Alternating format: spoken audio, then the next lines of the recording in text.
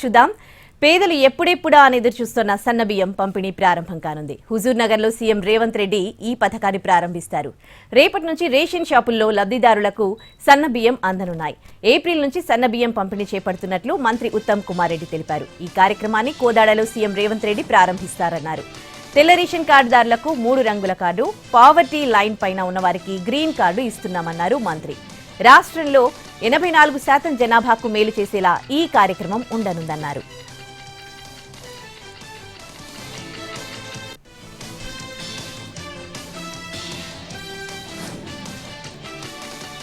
ఏపీని పేదరికం లేని రాష్ట్రంగా తీర్చిదిద్దడంలో భాగంగా ప్రభుత్వం P4 కార్యక్రమానికి శ్రీకారం చుట్టింది. పేదరిక నిర్మూలన పూర్తిగా సాధించాలంటే సమాజం మొత్తం కలిసికట్టుగా పనిచేయాలని ప్రభుత్వం పిలుపునిచ్చింది.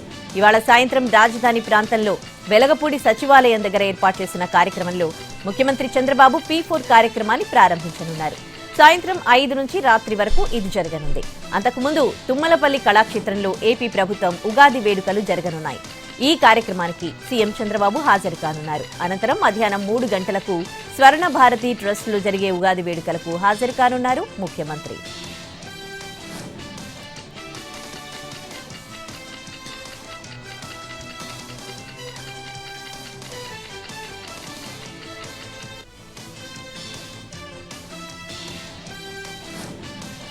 ఇవాళ ఖమ్మం జిల్లా సత్తుపల్లిలో పర్యటించనున్నారు మంత్రి తుమ్మల నాగేశ్వరరావు. పామాయిల్ ఫ్యాక్టరీ నిర్మాణ పనులకు శంకుస్థాపన చేయనున్నారు. ఇది స్థానికంగా పండించే ఆయిల్ ఫామ్ తోటలకు ఎంతో ఉపయోగపడుతుందంటున్నారు మంత్రి.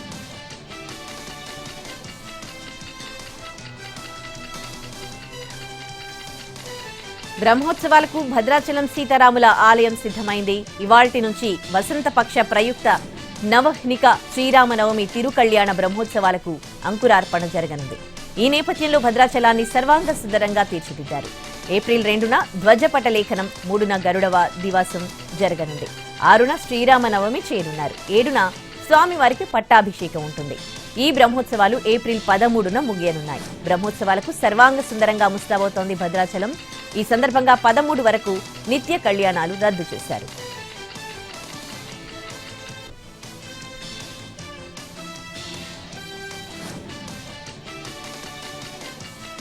ఇవాళ ప్రధాని మోడీ ఛత్తీస్గఢ్, మహారాష్ట్రలో పర్యటించనున్నారు. ఛత్తీస్గఢ్లో 33,000 కోట్ల అభివృద్ధి పనులకు శంకుస్థాపనలు చేయనున్నారు.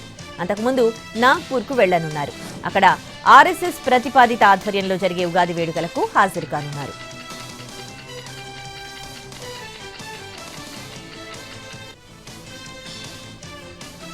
కొడంగల్ ప్రజలు తనకు తెలంగాణను పాలించే శక్తి ఇచ్చారన్నారు సీఎం రేవంత్ రెడ్డి. కుర్చీ పోయిందని కొందరికి బాధ ఉండొచ్చని, వారికి పట్టించుకోవద్దని అన్నారు సీఎం రేవంత్ రెడ్డి. తాను ఏం చేయగలనో ఏం చేయలేనో అందరికీ తెలుసన్నారు. వక్ఫ్ బిల్లుకు వ్యతిరేకంగా తాను అక్బరుద్దీన్ గొంతు విప్పామన్నారు. కాంగ్రెస్ పార్టీ హయాంలోనే ముస్లిం మైనార్టీలకు రాజకీయంగా అవకాశాలు వచ్చాయన్నారు. హిందూ ముస్లింలంటూ కొంతమంది విభజన రాజకీయాలు చేస్తున్నారని విమర్శించారు. కొడంగల్ అభివృద్ధి కోసం హైదరాబాద్ వరకు రానవసరం లేదన్నారు.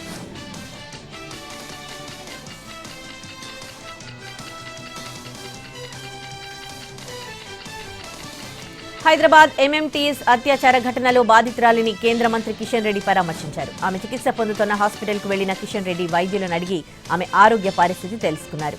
బాధితురాలు ఇప్పుడిప్పుడే మాట్లాడుతోందన్నారు కిషన్ రెడ్డి. ఆమెను అనంతపురంలోని స్వగ్రామానికి తీసుకుపోతామని బాధిత కుటుంబం చెబుతోందని, అక్కడ కూడా ఆమెకు మెరుగైన చికిత్స అందేలా చూస్తామన్నారు కిషన్ రెడ్డి.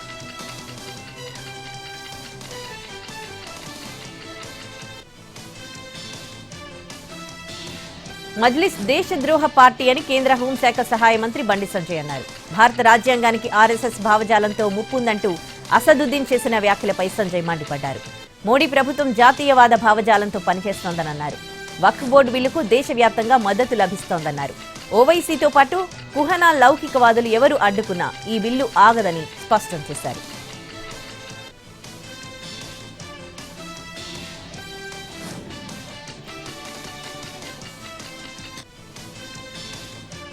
దక్షిణాదిన జనాభాను పెంచుకోవాలని కొందరు అంటున్నారని, దాంతో తాను ఏకీభవించినన్నారు మాజీ ఉపరాష్ట్రపతి వెంకయ్యనాయుడు. ఉన్న జనాభాకు అన్ని సౌకర్యాలు ఎలా కల్పించాలి అనే అంశంపై దృష్టి పెడితే బాగుంటుందన్నారు. దంపతులు 5-6 పిల్లల్ని కనాలనడం ప్రజాహితం కాదన్నారు వెంకయ్యనాయుడు.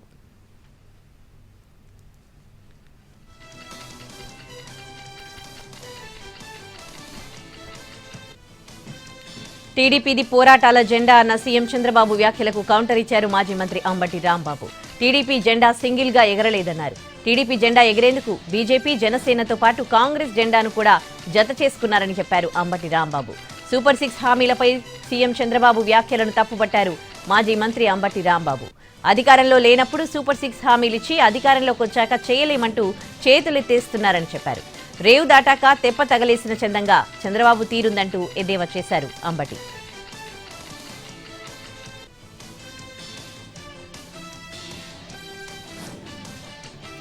కొడంగల్ శ్రీ లక్ష్మీ వెంకటేశ్వర స్వామికి సీఎం రేవంత్ రెడ్డి పట్టు వస్త్రాలు సమర్పించారు. అనంతరం ప్రత్యేక పూజలు చేశారు ముఖ్యమంత్రి. ఈ సందర్భంగా అర్చకులు తిరుమల వెంకటేశ్వర స్వామి వారి శేష వస్త్రాలను బహూకరించారు. ఎవరెన్ని కుట్రలు పనినా మరో 10 ఏళ్లు తానే సీఎంగా ఉంటానన్నారు రేవంత్ రెడ్డి.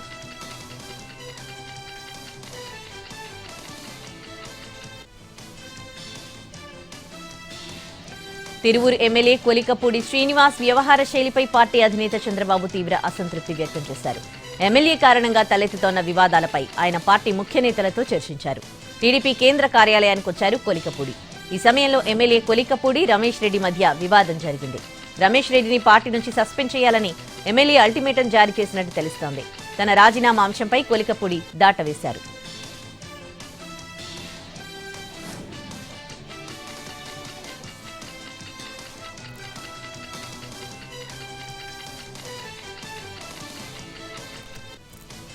ఆఫ్షోర్ మైనింగ్ టెండర్ల విషయంలో ప్రధాని మోడీకి కాంగ్రెస్ ఎంపీ రాహుల్ గాంధీ లేఖ రాశారు.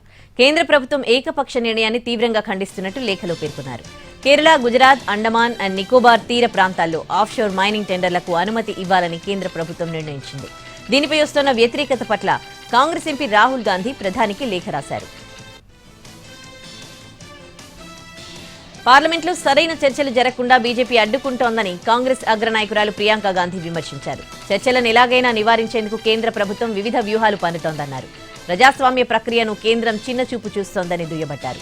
గత కొన్ని పార్లమెంట్ సమావేశాలను గమనిస్తున్నామన్నారు. దేశంలో బంగారం ధరలు గత కొన్ని రోజులుగా భారీగా పెరుగుతున్నాయి. కానీ వెండి రేట్ల గురించి అంతగా పట్టించుకోవడం లేదు. అయితే బంగారం కంటే ఎక్కువగా సిల్వర్ ధర పెరుగుతోంది. గోల్డ్ ధరలు అదుపు లేకుండా పెరిగి 92,150 రూపాయల దగ్గర నిలిచింది.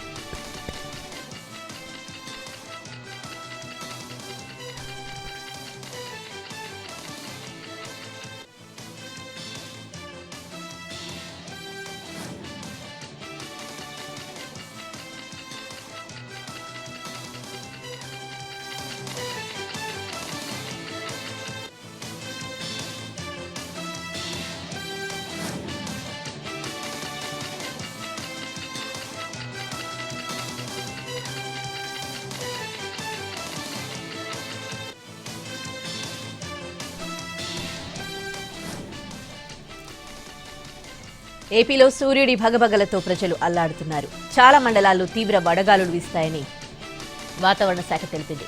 ఇవాళ 126, రేపు 15 మండలాల్లో వడగాలులు వీస్తాయని ఏపీ ఎస్డీఎంఏ వెల్లడించింది.